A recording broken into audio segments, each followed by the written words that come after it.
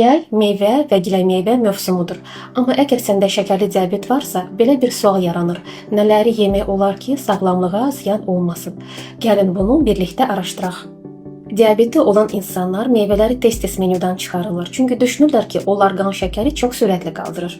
Əslində isə meyvələri nəinki onlar, hətta mütləq yemək lazımdır. Çünki onlar vacib vitaminlər, minerallar və şəkərin daha yavaş sorulmasına kömək edən liflərlə zəngindir. Üstəlik, bu təbii şirinlik az kaloridir. Rəsmi diabet tövsiyələrinə görə əsas prinsip ölçünü qorumaq və glikemik indeks 60-a qədər olan meyvələri seçməkdir.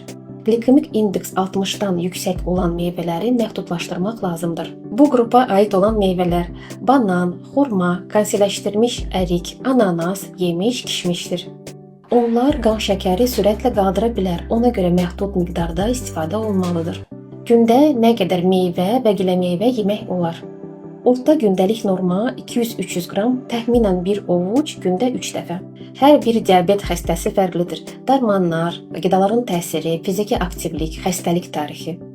Məsələn, bəzilərinə banan tam uyğun ola bilər. Bunu yalnız həkim analizə baxaraq və müalicəni qiymətləndirərək deyə bilər. Qan şəkərinin kəskin yüksəlməsinin qarşısını almaq üçün meyvə yemək qaydaları. Çiy meyvələrə üstünlük verin, şirə və püre yox. Smuzi hazırlayırsansa, içinə daha çox tərəvəz əlavə et.